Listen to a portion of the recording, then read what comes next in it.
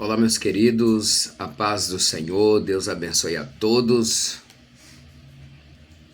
Vamos estar compartilhando aqui algo da palavra de Deus.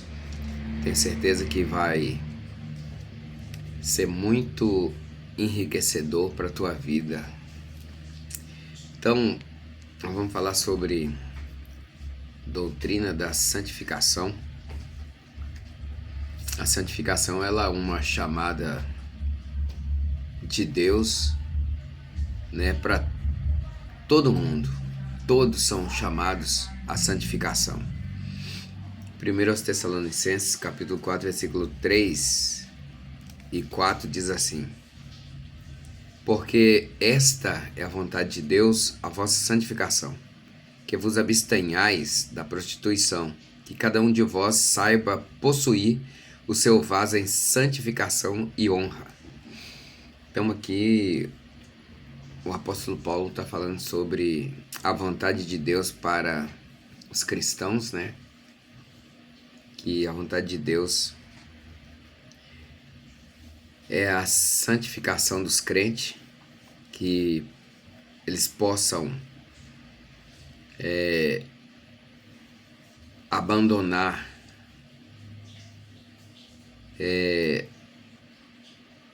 a prostituição, que é algo que contamina, que impede a purificação, né, do servo de Deus. Mas não só isso, né? Se a gente for pegar Gálatas 5, nós vamos ver lá as obras da carne também, né? Cada uma delas trabalha para impedir a santificação do cristão. Nós temos também 1 Pedro capítulo 1, versículo 16, que diz assim: Porquanto escrito está, sede santos, porque eu sou santo. Nós temos também Levíticos capítulo 19, versículo 2, fala a toda a congregação dos filhos de Israel e diz-lhes: Santos sereis, porque eu, o Senhor, vosso Deus, sou santo. Se nós pegarmos também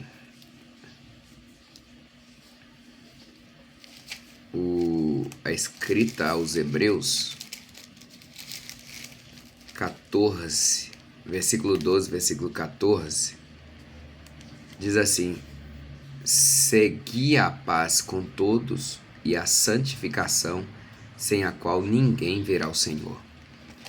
Então nós temos aqui, não para por aí, tá?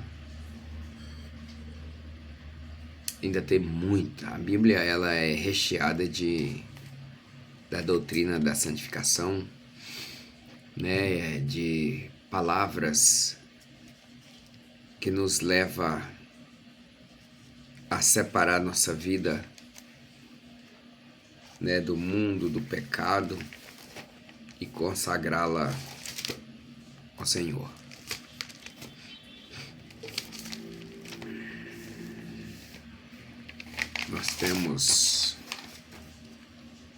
Vamos falar sobre a doutrina da santificação.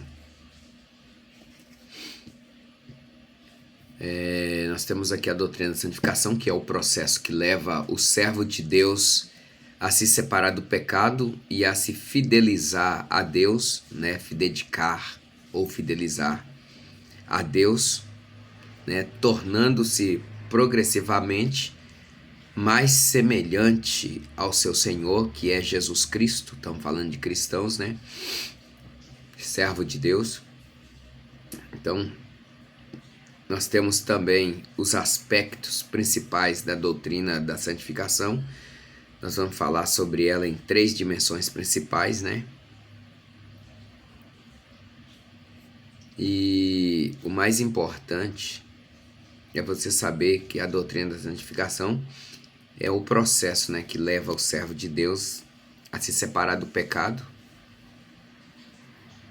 e se fidelizar a Deus para se tornar progressivamente mais semelhante ou mais parecido com o seu Senhor, que é Jesus Cristo. Isso sim é importante, né? Os aspectos principais da doutrina da santificação. Nós vamos entender isso aí, né? Como eu já disse, em 3 dimensões. E uma das coisas que impede o crente de santificar é a imoralidade sexual. Né? Imoralidade sexual. 1 Tessalonicenses 4, 3 a 7. Eu quero ler com vocês para que possamos provar ou comprovar aqui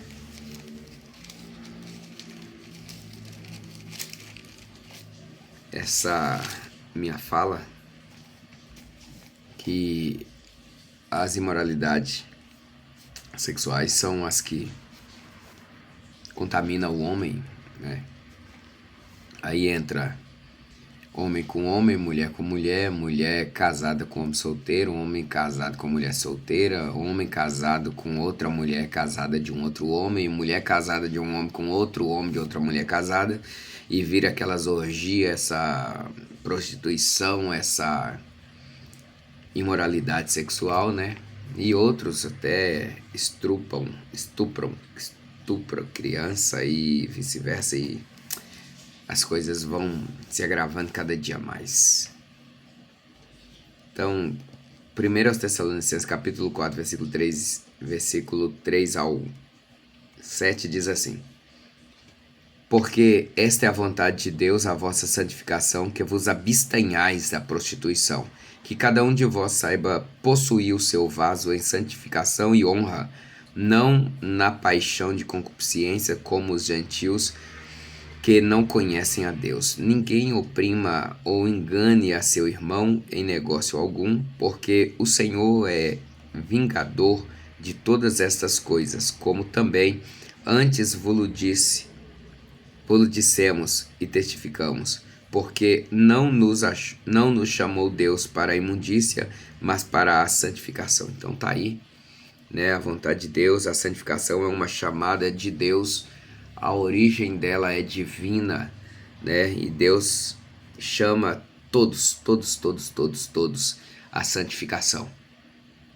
Deus chama israelitas, judeus, Deus chama gentios, Deus chama igreja à santificação. Então essa aí, ó, porque não nos chamou Deus para a imundícia, mas para a santificação. Porque, né, porque esta é a vontade de Deus, a vossa santificação.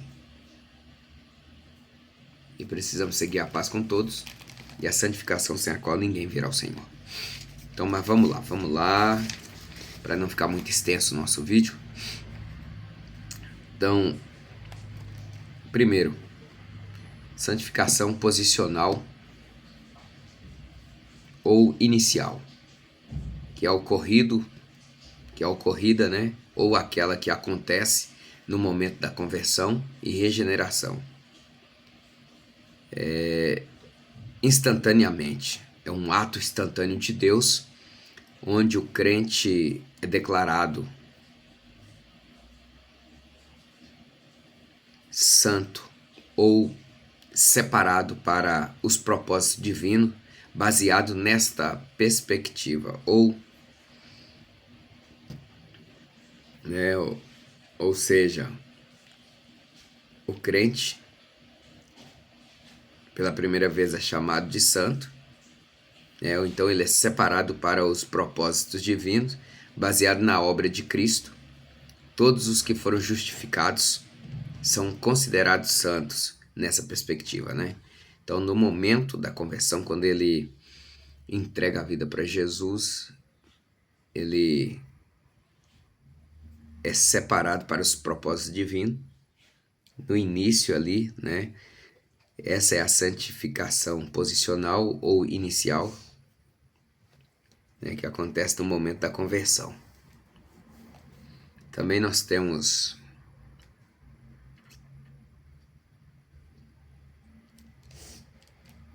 a santificação progressiva ou experimental.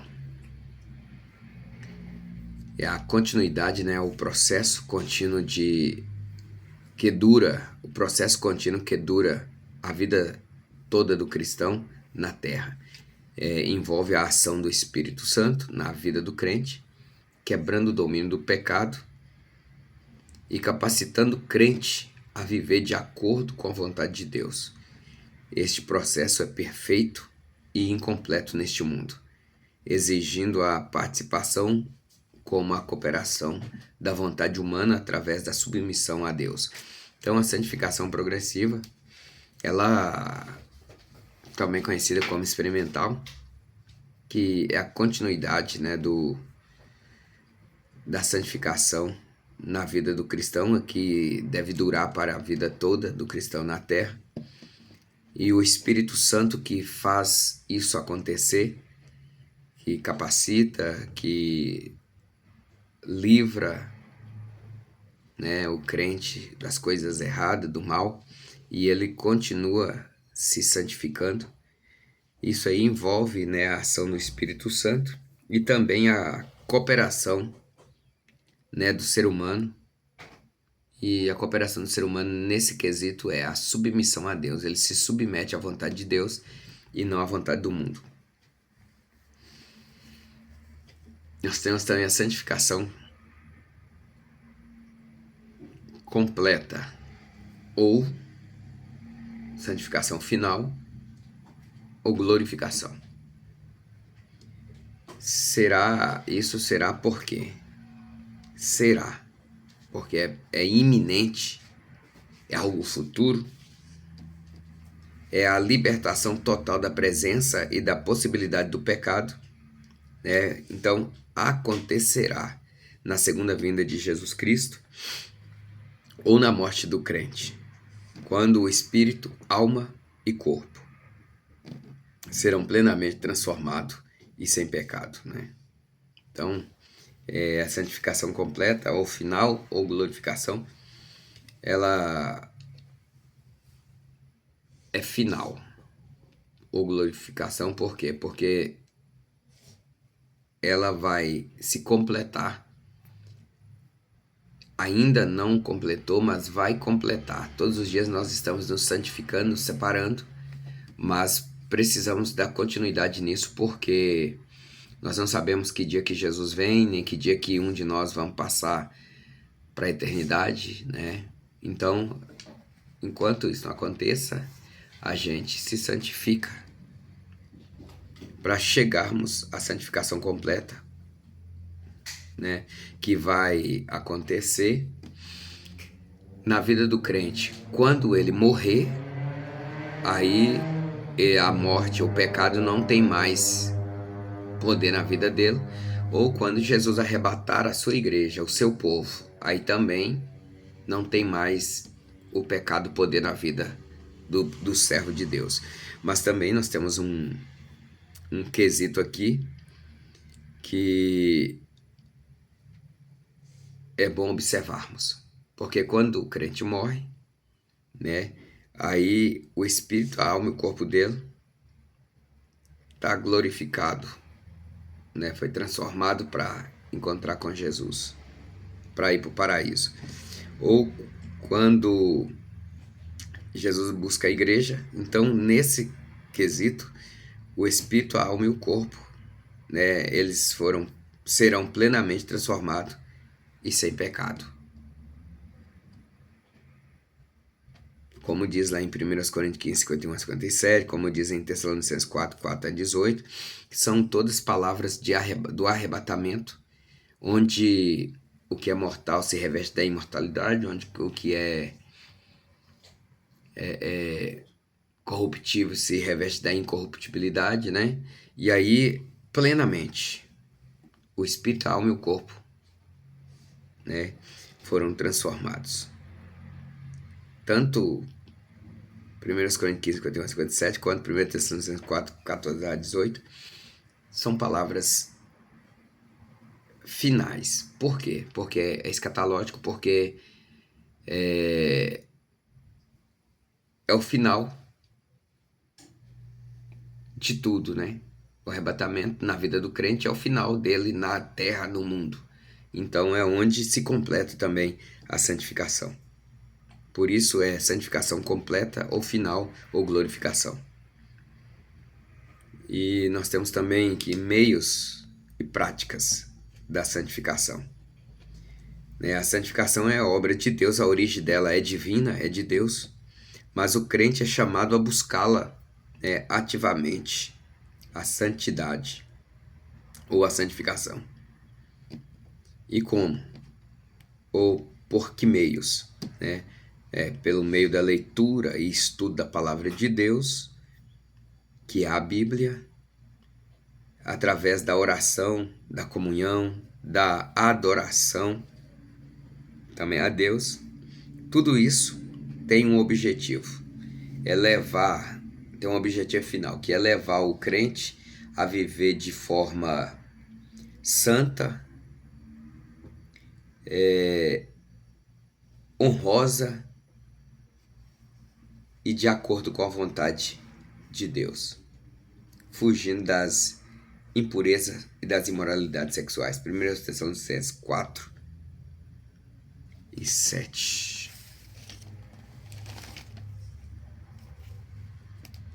Porque não nos chamou Deus para a imundícia, mas para a santificação. 1 Tessalonicenses 4, 7. Também nós temos, só para fechar o nosso vídeo, nós temos as 3 dimensões da santificação, que é a santificação passada, que é a posicional, a santificação na justificação, Atos 26, 18, Hebreus 10 e 10, e a segunda é a santificação presente, que é a progressiva, sendo santificados todos os dias, Todos os dias nós precisamos de nos santificar. A passada, Jesus, se entregou uma vez só por nós, e assim por diante. Nós precisamos confiar nele e buscar sempre. E a santificação presente, que é a progressiva, é que todos os dias nós precisamos, diariamente nós precisamos nos santificar. 1 Tessalonicenses 4, 3 e 4, nós já lemos. E a santificação futura, que é perfeita, ou seremos plenamente santificados. 1 Tessalonicenses 5, 23. 5, 23 de 1 aos Tessalonicenses, que diz assim: E o mesmo Deus de paz vos santifique em tudo, e todo o vosso espírito, e alma, e corpo sejam plenamente conservados, irrepreensíveis para a vinda de nosso Senhor Jesus Cristo. Mas não para por aí, nós temos ainda Hebreus 12, 14. Hebreus 12 e 14 diz: Segui a paz com todos e a santificação, sem a qual ninguém verá a Deus. Então, meus queridos, espero poder te ajudar, espero poder acrescentar na sua vida, no seu ministério, alguma coisa aí acerca da santificação. E que Deus te abençoe. Fique na paz do Senhor Jesus.